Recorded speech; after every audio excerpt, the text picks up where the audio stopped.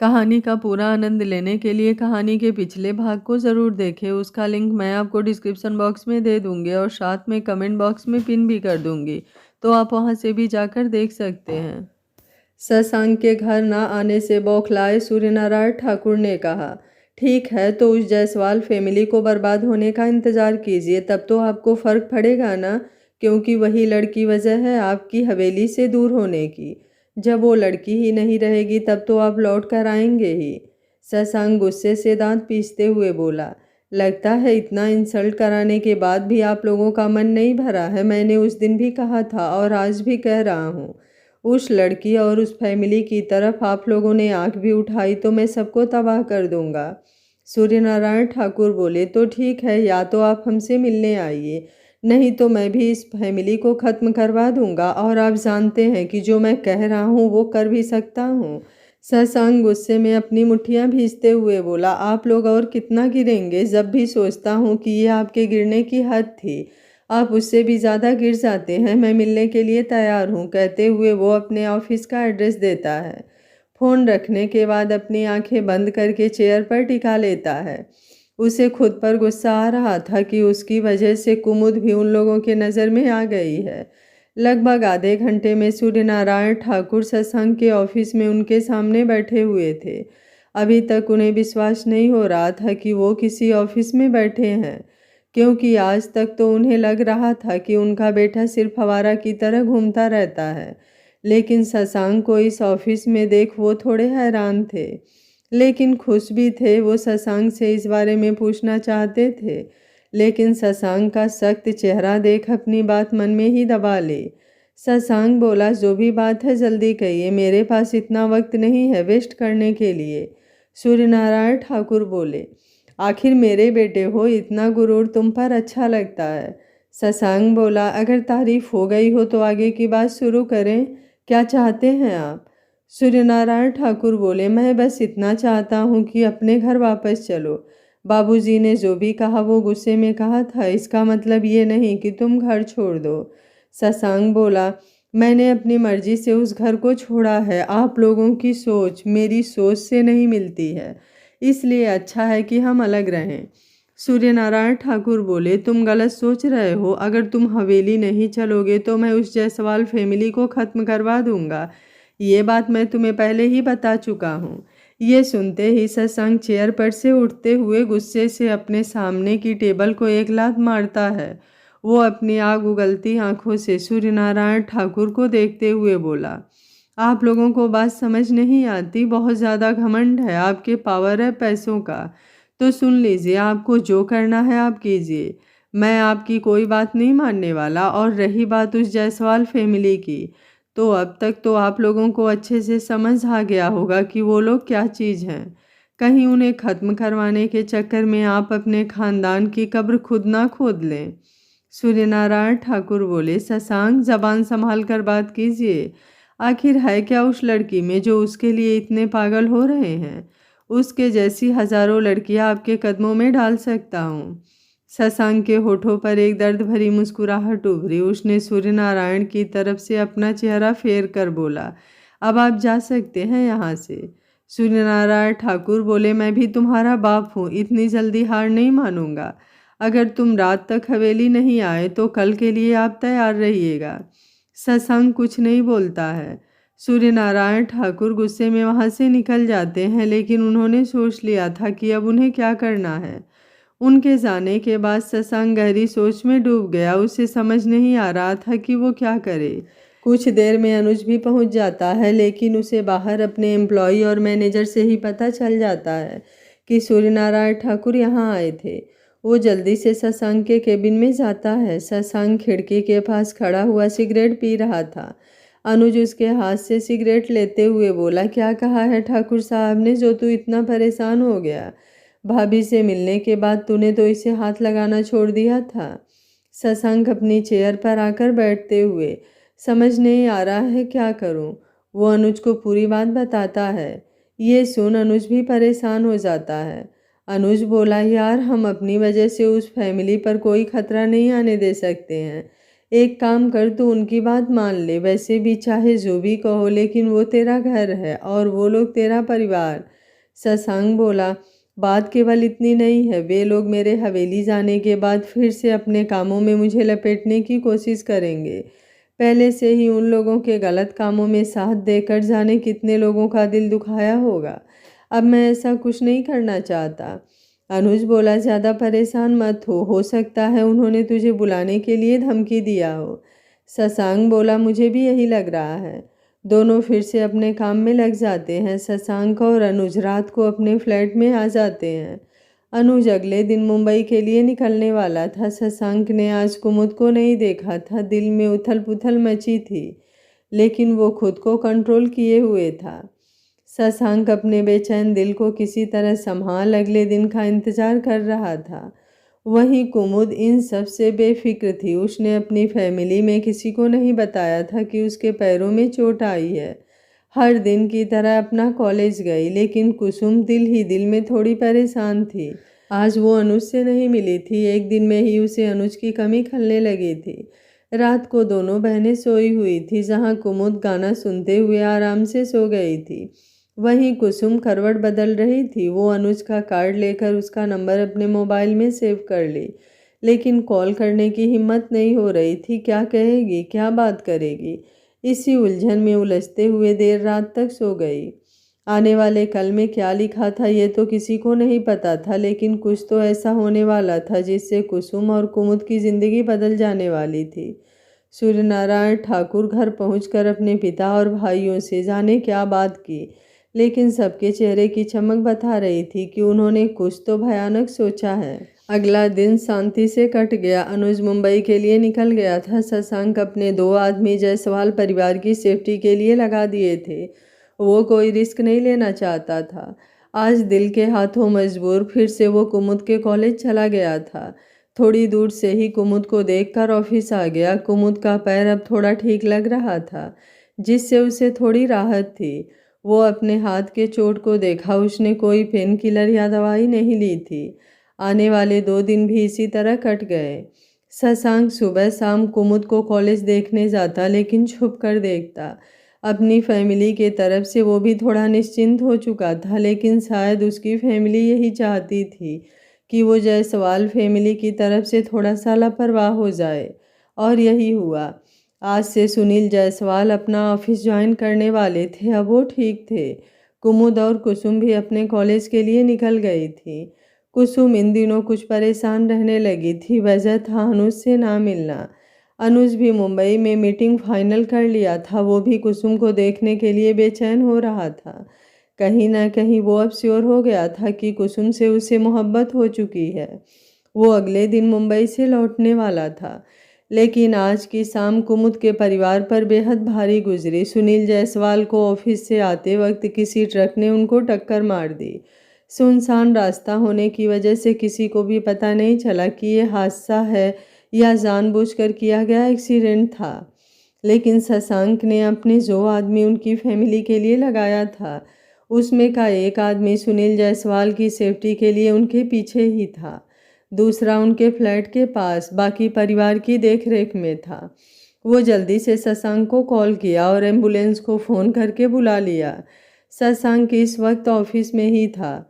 सुनील जायसवाल के एक्सीडेंट की खबर सुनते ही वो तुरंत हॉस्पिटल के लिए निकल गया। उसके आदमी ने बता दिया था कि वो उन्हें लेकर हॉस्पिटल जा रहा है। सुनील जायसवाल को जैसे ही हॉस्पिटल में एडमिट कराया गया, ये न्यूज़ चारों तरफ फैलने लगी, क्योंकि वो पत्रकार थे और इस तरह उनका एक्सीडेंट होना चर्चा का विषय बन गया था। कुमुद और कुसुम कॉलेज से घर आ गई थी। तभी अनुज का फ़ोन कुसुम को आने लगा। कुसुम अनुज का नंबर देख खुशी से जैसे ही कॉल रिसीव की, अनुज बोला, कुसुम आप मम्मी को लेकर डॉक्टर आशुतोष सिंह के हॉस्पिटल पहुंचिए।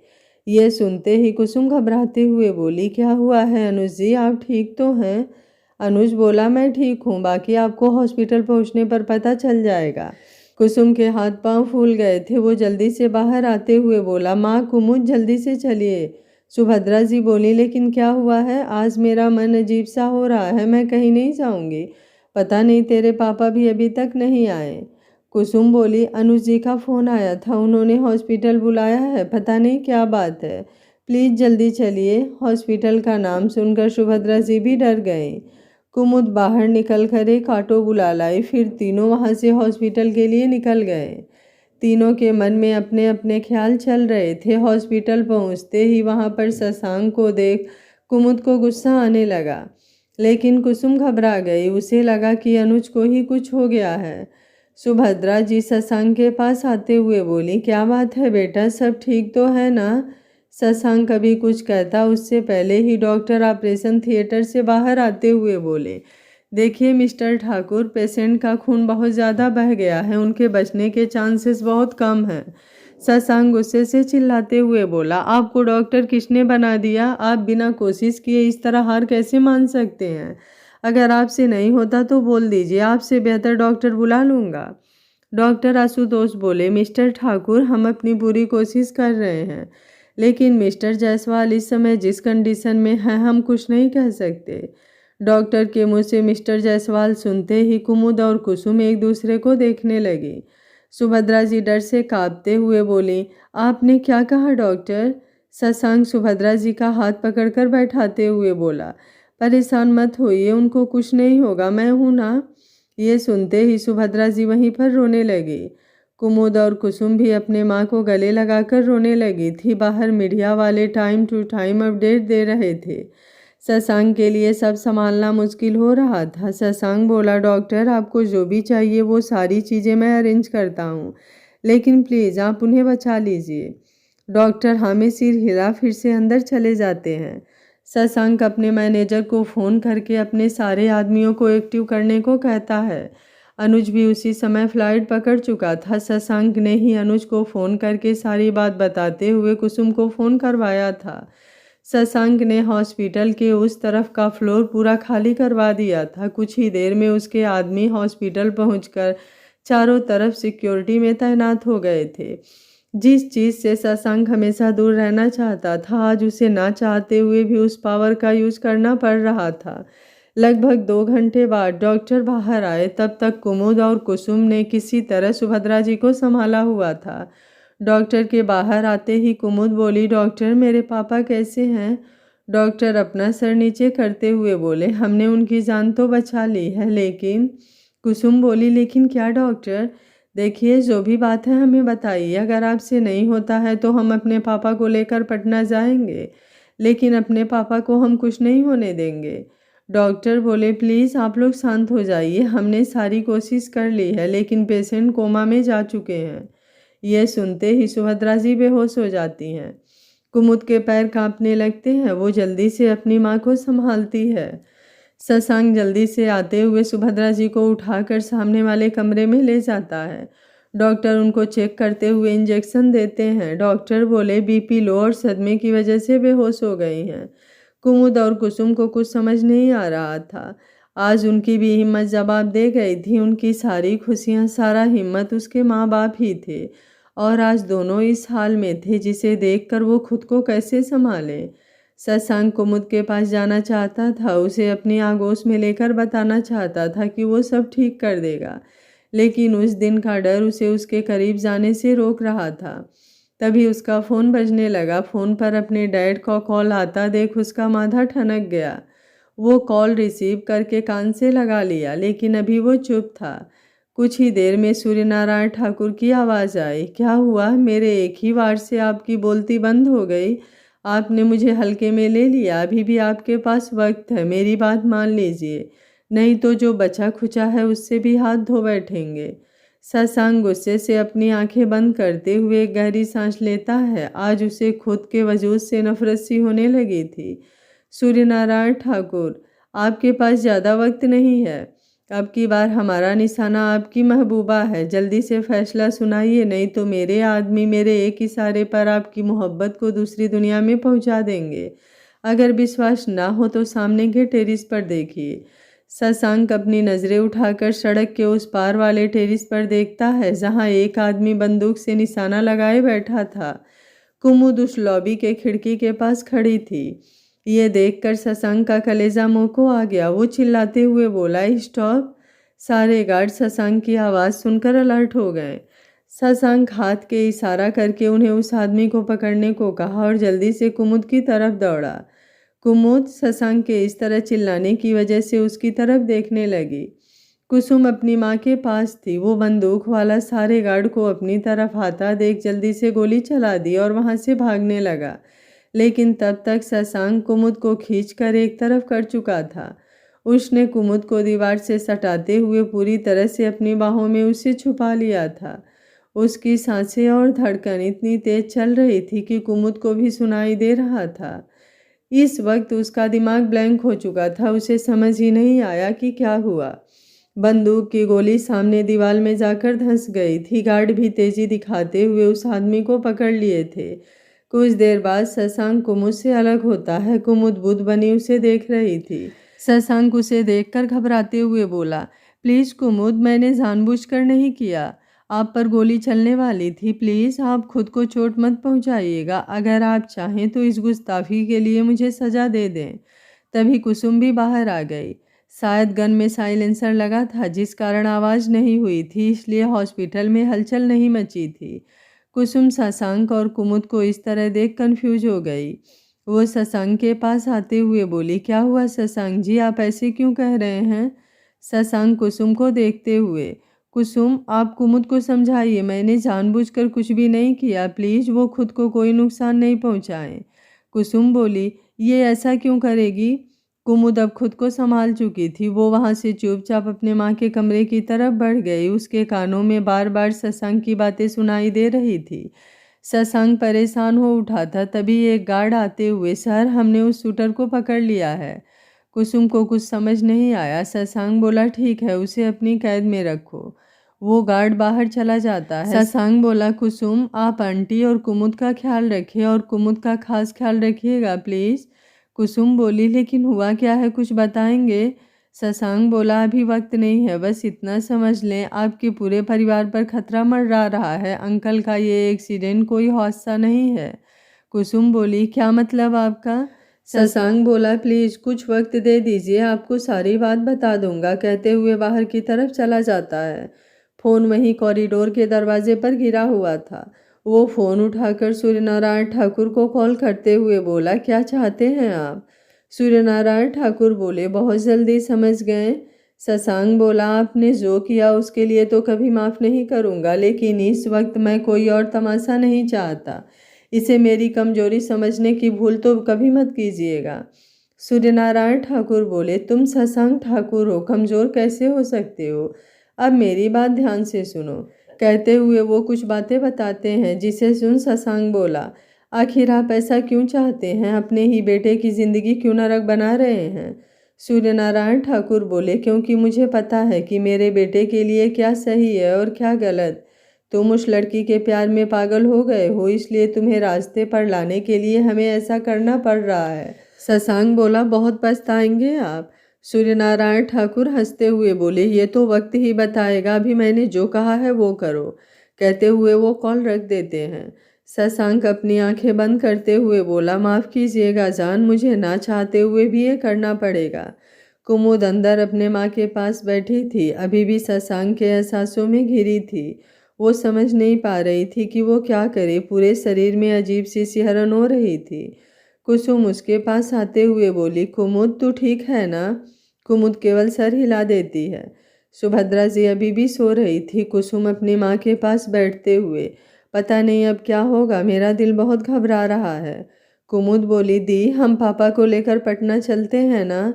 कुसुम बोली, एक बार माँ को होश आ जाए फिर हम लोग पटना चलेंगे। चल तू थोड़ा आराम कर ले। कुमुद बोली, दी मुझे नींद नहीं आ रही, आप आराम कर लो, मैं यहीं पर बैठी हूँ। कुसुम बोली, नींद तो मुझे भी नहीं आ रही, पता नहीं ये क्या हो गया है। अभी शाम तक हम कितने खुश थे। कुमुद बोली, परेशान मत हो दी, पता नहीं क्यों मुझे लग रहा है ये सब उस ठाकुर परिवार ने ही किया है। कुसुम बोली, मुझे भी यही लग रहा है। एक बार माँ पापा को होश आ जाए, अब की बार इन ठाकुरों को कोई मुझसे नहीं बचा पाएगा। कुसुम बोली, कुमुद शशांक जी ने कहा है अभी हम लोगों पर खतरा है, इसलिए तू शांत रह। तू कुछ भी नहीं करेगी, एक बार सब ठीक हो जाने दे, फिर मैं तुझे नहीं रोकूंगी। कुमुद केवल सर हाँ में हिला देती है। वो अपने हाथों से बार बार अपने गर्दन और दोनों बाहों पर रगड़ रही थी। शशांक के सांसों का एहसास अभी भी उसके गर्दन पर हो रहा था। आखिर जब उससे नहीं रहा जाता तो वो कमरे में लगे वॉशरूम में चली जाती है और अपने सारे कपड़े निकाल कर एक तरफ रखते हुए वो शॉवर खोलकर उसके नीचे खड़ी हो जाती है। जाने क्यों इस वक्त उसे शशांक पर गुस्सा नहीं आ रहा था, लेकिन वो खुद से फ्रस्ट्रेट हो रही थी। शायद शशांक ने जो उसके पापा के लिए किया था, इस कारण वो कुछ नरम पड़ गई थी। थोड़ी देर बाद वो अपने कपड़े पहनकर बाहर आती है। कुसुम अपनी माँ के पास ही लेटी हुई थी। कुमुद बाहर निकलकर डॉक्टर से मिलती है। डॉक्टर स्थिति स्टेबल बताते हैं।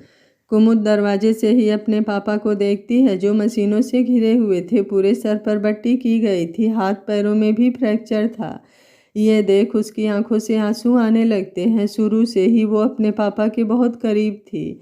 उसके पापा केवल उसके सुपर हीरो ही नहीं, उसके गुरु, उसके दोस्त, उसके आइडियल, उसकी हिम्मत, सब वही थे। वो वहीं बाहर रखे चेयर पर बैठ जाती है। सुनील जी के दरवाजे के पास एक गार्ड खड़ा था, 2 गार्ड कॉरिडोर में थे। कुमुद उन सब पर एक नज़र डालते हुए अपनी आंखें बंद कर लेती है। शशांक इस वक्त हॉस्पिटल के बाहर था। वो अपने आदमियों को कुछ समझा रहा था। अनुज पटना पहुंच चुका था, लेकिन उसे वहां से आने में 3 घंटे लगने वाले थे। शशांक बेसब्री से अनुज का इंतजार कर रहा था।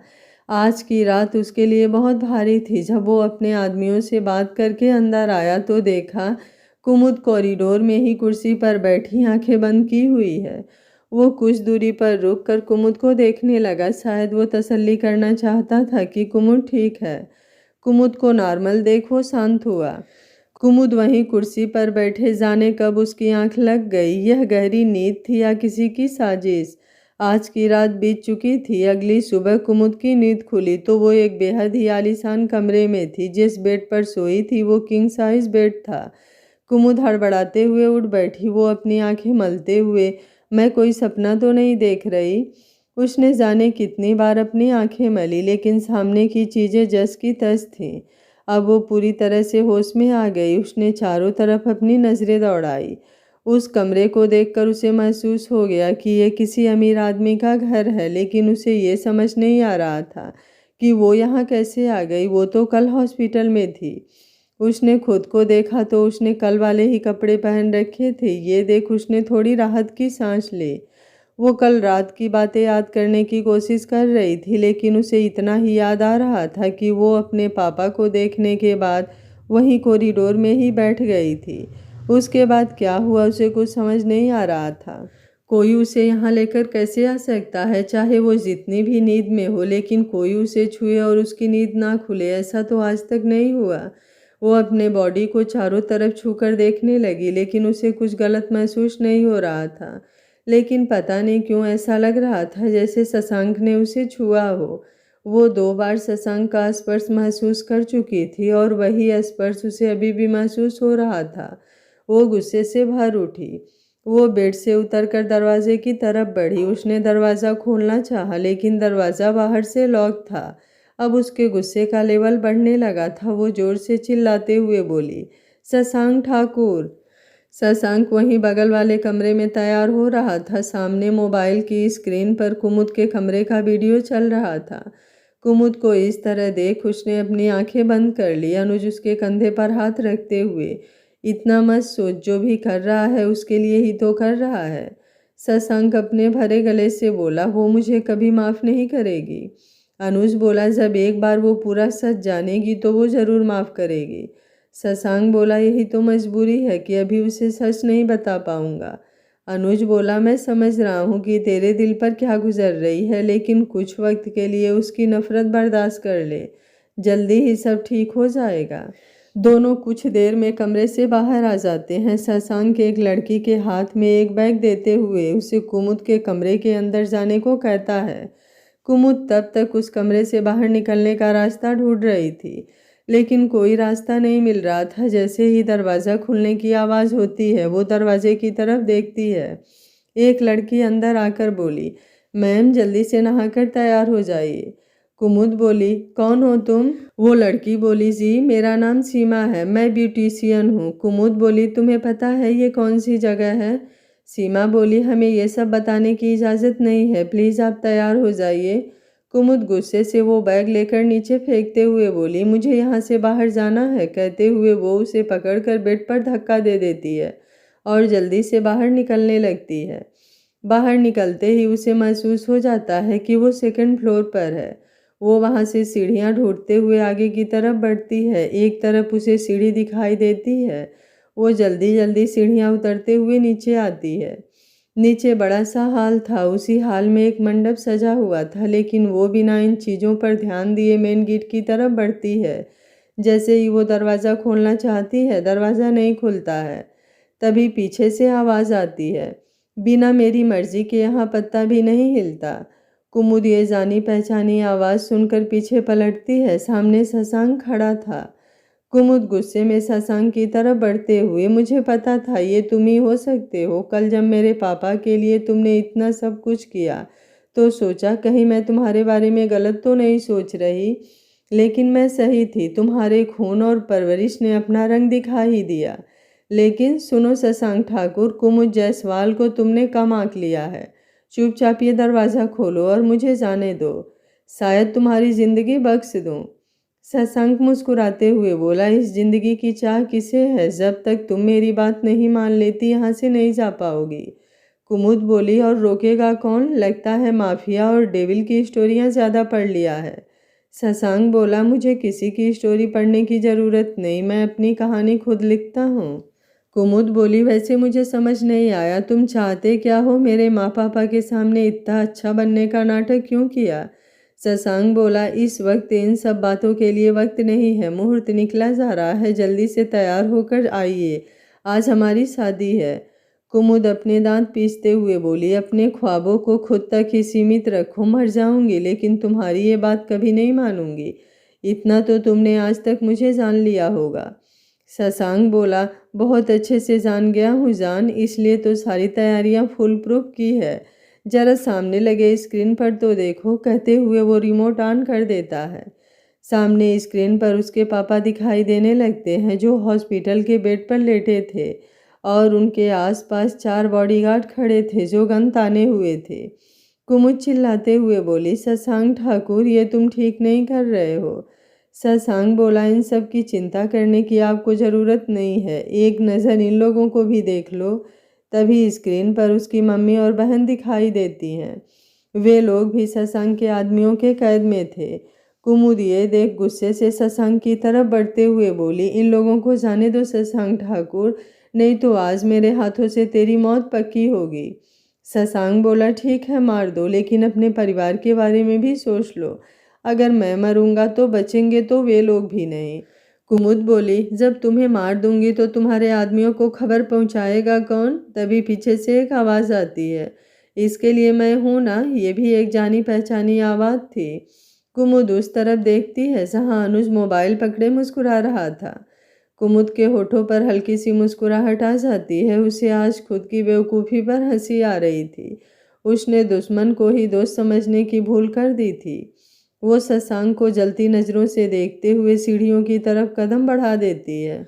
कुमुद अपने कदम सीढ़ियों की तरफ बढ़ा तो देती है, लेकिन गुस्से से उसका सर फटा जा रहा था। वो इस वक्त कैसे खुद को कंट्रोल की थी, ये खुद उसे भी नहीं पता था। वो मन ही मन बोली, तूने बहुत बड़ी गलती कर दी शशांक ठाकुर। एक बार मेरा परिवार तेरे चंगुल से छूटकर सुरक्षित हो जाए, उसके बाद तू देखना तेरी क्या हालत करती हूँ। शशांक उसे जाते हुए देख रहा था। एकाएक कुमुद आधे रास्ते पर रुकते हुए पीछे मुड़ जाती है।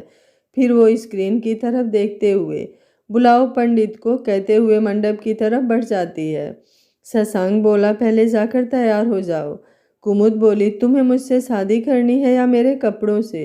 शशांक बोला, शादी तो आपसे ही करनी है, लेकिन कैसा लगेगा जब अपने बेडरूम में इतनी साधारण फोटो लगाऊंगा?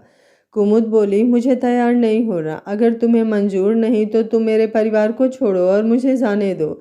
मैं यकीन दिलाती हूँ मैं तुम्हें कोई चोट नहीं पहुँचाऊंगी। शशांक मुस्कुराते हुए बोला, इतना बड़ा एहसान नहीं चाहिए।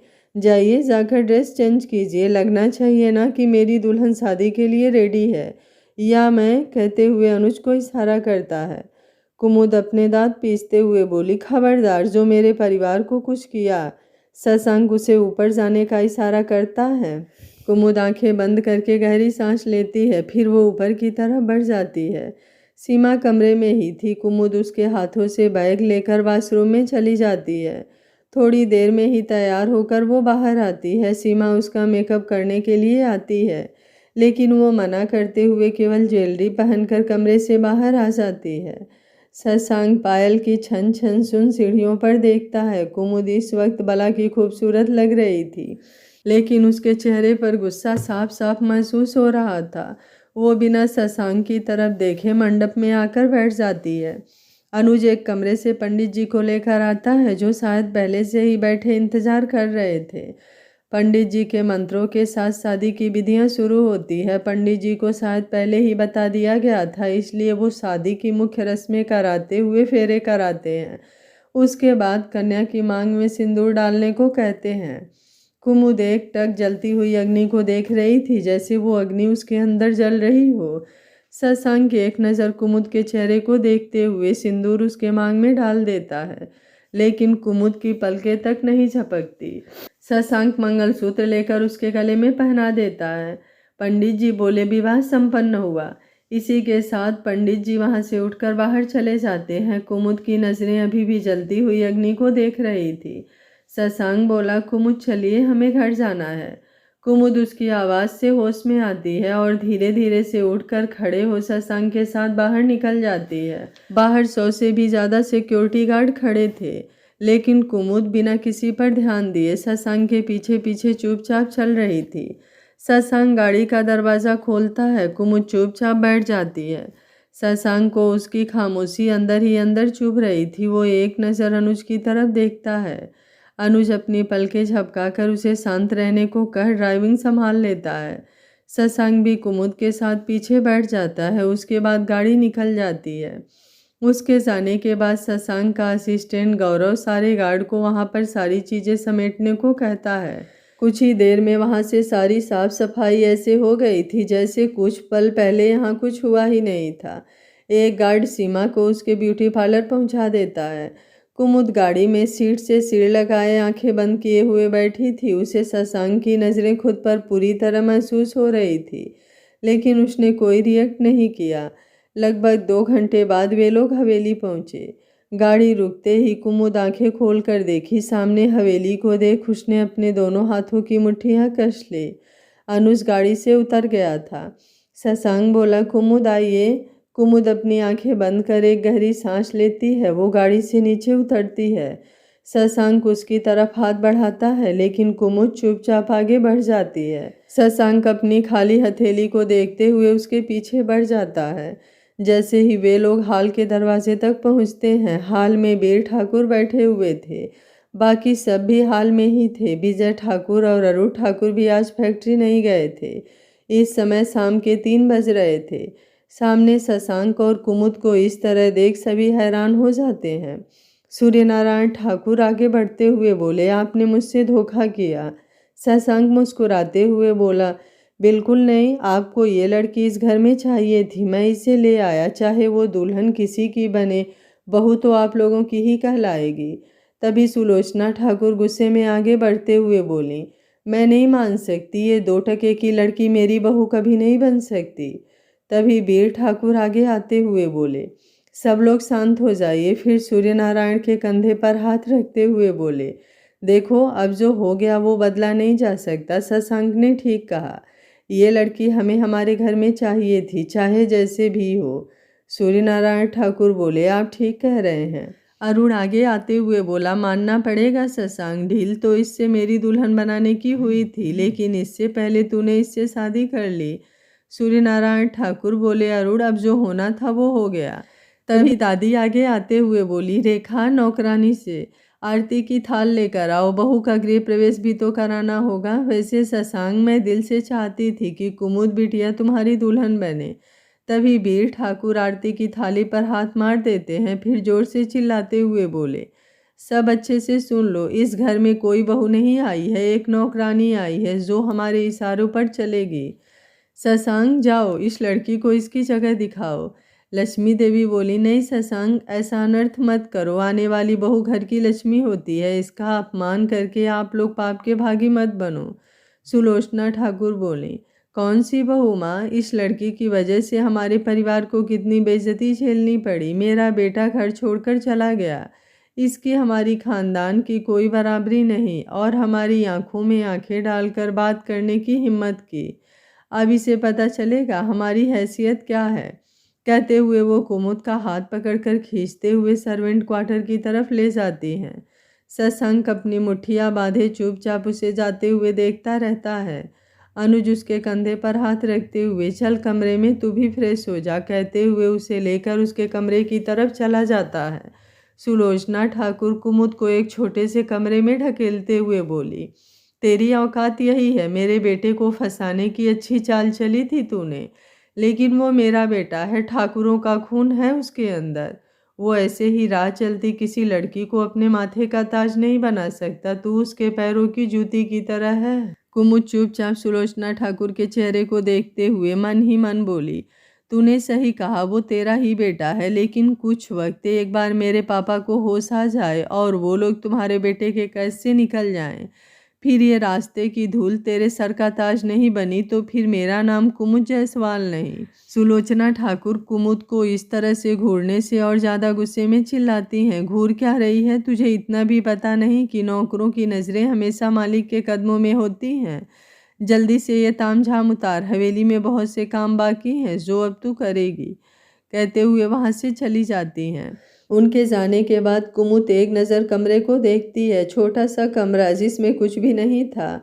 थोड़ी देर में ही एक नौकर उसका बैग लाकर दे जाता है, जो शायद शशांक ने ही पैक करके गाड़ी में रखा था।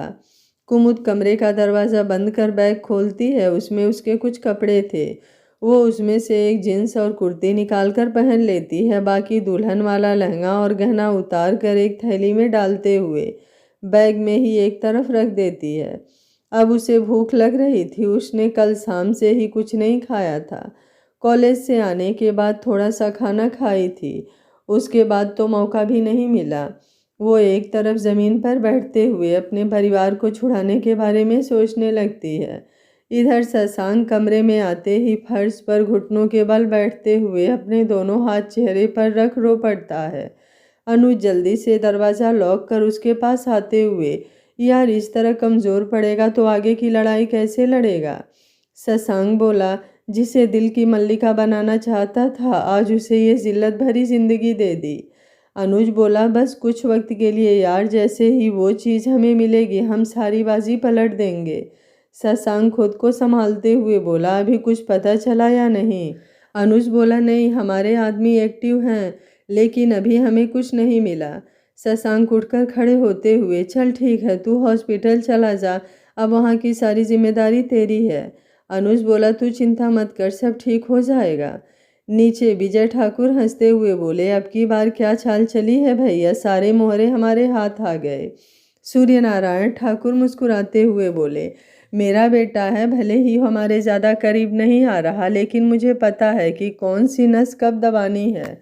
अरुण ठाकुर बोले, लेकिन बड़े पापा, चाल तो उसने अपनी ही चली है। आपने तो उस लड़की को मुझसे शादी कराने के लिए कहा था। हम लोग अभी इसी का इंतज़ार कर रहे थे। आज रात का वक्त आपने दिया था, लेकिन वो उससे पहले ही खुद शादी कर लिया। बीर ठाकुर बोले, तो तू इतना परेशान क्यों हो रहा है? किसी तरह वो लड़की हमारे घर में आ गई है, अब वो हमारी गुलाम है। अरुण बोला, और आपको लगता है शशांक ऐसा करने देगा?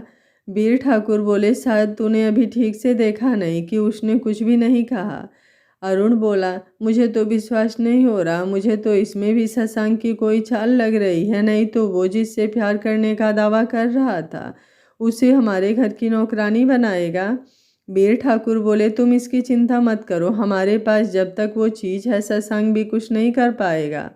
लक्ष्मी देवी मंदिर में चली गई थी। वो रोते हुए हाथ जोड़कर, ये क्या हो गया भगवान, मैंने तो ऐसी प्रार्थना आपसे नहीं की थी। कम से कम मुझे शशांक से तो ये उम्मीद नहीं थी। कुछ देर के लिए मुझे लगा कि शशांक कम से कम इन लोगों जैसा नहीं है, लेकिन आज साबित हो गया कि वो इन्हीं का वंश है। भगवान उसे सद्बुद्धि दो।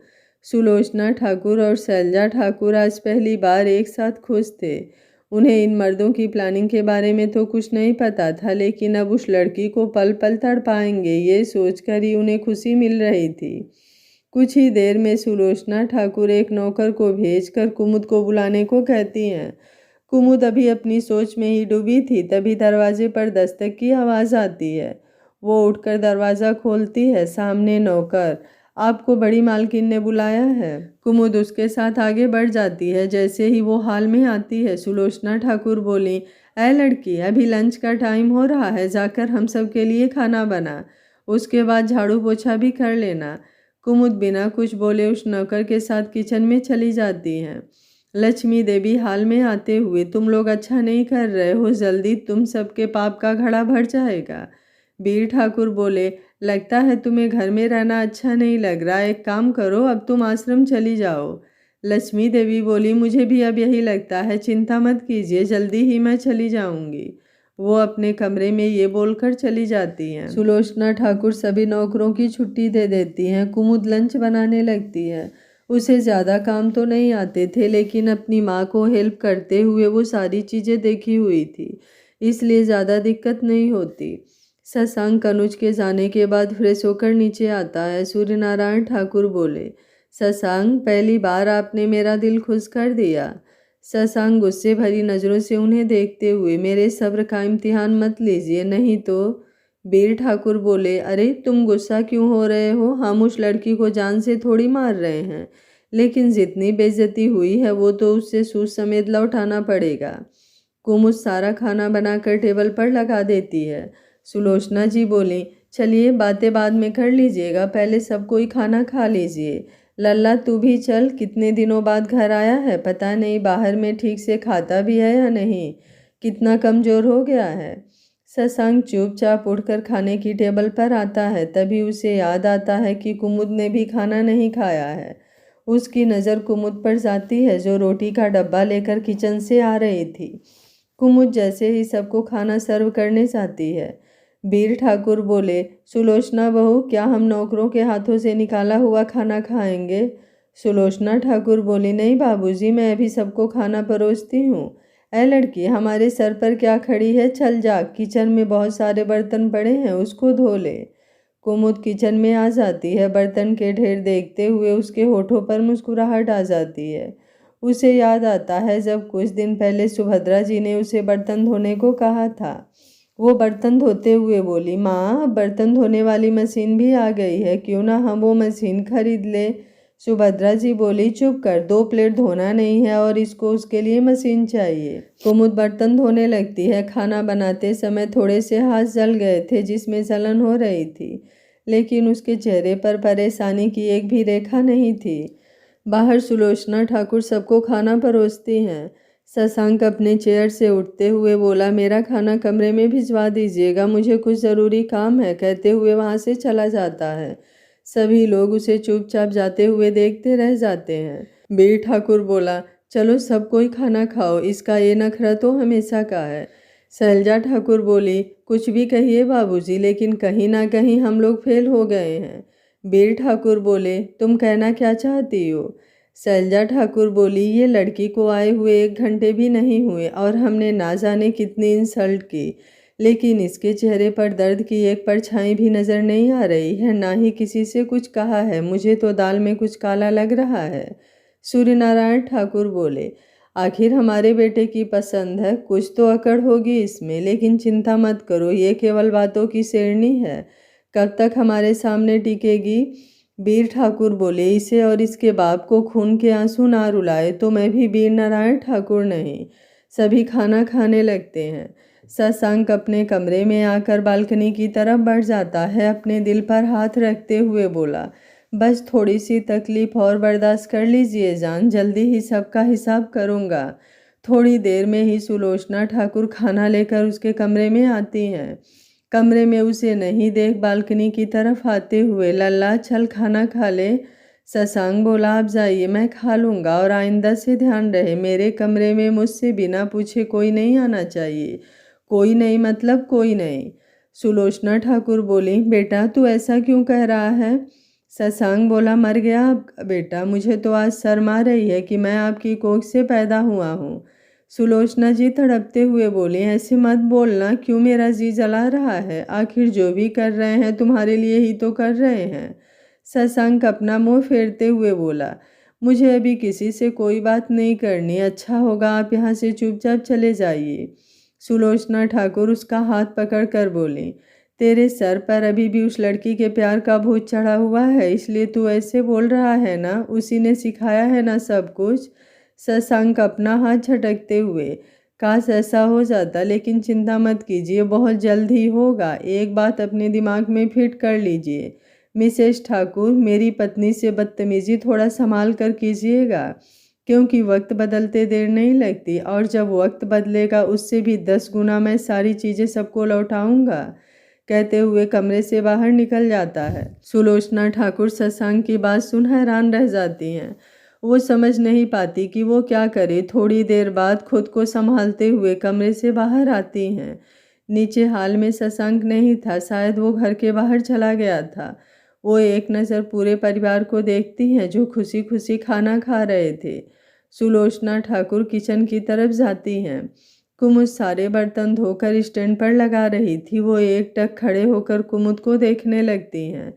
कुमुद इन सब से बेफिक्र पूरे किचन के साफ सफाई में जुट जाती है। सुलोचना ठाकुर अपने मन में बोली, क्या है ये लड़की, किस चीज़ की बनी है? ना ही इसके आंखों में एक बूंद आंसू दिख रहे हैं, ना चेहरे पर दर्द। क्या सच में मैं कुछ गलत कर रही हूँ? नहीं नहीं, मैं कुछ गलत नहीं कर रही हूँ। कहाँ मेरा बेटा और कहाँ इस लड़की का खानदान? कोई सुनेगा तो क्या कहेगा? मेरे बेटे के लिए कितने अच्छे अच्छे घर से रिश्ते आ रहे हैं। वो सब सोचते हुए वो किचन से बाहर निकल जाती है। आज का पूरा दिन ऐसे ही बीत जाता है। कुमुद लगातार एक पर एक काम किए जा रही थी। झाड़ू पोछा से हटते ही शैलजा ठाकुर कपड़ों का ढेर उसके सामने रख दी। कपड़े धोते हुए रात हो गई थी। कुमुद ने सारा डिनर बनाया, लेकिन किसी को कोई फर्क नहीं पड़ रहा था। लक्ष्मी देवी अपने कमरे में थी और शशांक का भी कोई अता पता नहीं था। सुलोचना ठाकुर शशांक की कही गई बातें सोचते हुए अपनी सोच में डूबी हुई थी, लेकिन उसके बाद से उन्होंने कुमुद को कुछ नहीं कहा था। जब सभी लोग डिनर कर लिए तब कुमुद सारा काम निपटा कर अपने क्वार्टर की तरफ चली गई। उसने अपने हाथ में एक पानी की बोतल ली हुई थी। कमरे में आकर बैठते हुए उसने भरपेट पानी पिया, फिर वहीं फर्श पर लेट गई। अब उसकी कमर अकड़ने लगी थी। भूख की वजह से पूरे शरीर में कमजोरी महसूस हो रही थी। वो आंखें बंद कर सोने की कोशिश करने लगती है। तभी दरवाजे पर किसी ने दस्तक दी। कुमुद बोली, अब इस वक्त किसी को क्या काम आ गया? सोचते हुए वो उठकर दरवाज़ा खोले। दरवाज़ा खोलते ही उसके सामने जो दिखा उसे देखकर वो सन्न रह गई। उसके हाथों का सामान देखकर उसके पैरों तले जमीन निकल गई। आखिर सूर्य नारायण ठाकुर ने शशांक को कैसे ब्लैकमेल किया जो वो इतना बड़ा कदम उठाने पर मजबूर हो गया? क्या कुमुद ये जानकर कभी शशांक को माफ कर पाएगी, या शशांक और कुमुद के बीच में ऐसे ही दूरियां बनी रहेंगी? आखिर दरवाजे पर कुमुद के सामने कौन खड़ा है और वो क्या करना चाहता है? आगे क्या होगा इस कहानी में जानने के लिए देखते रहिए कहानी का अगला भाग। अगर आपको कहानी अच्छी लग रही है तो वीडियो को लाइक, शेयर एंड चैनल को सब्सक्राइब कर लीजिएगा। Thank you for watching. मिलते हैं कहानी के अगले भाग में।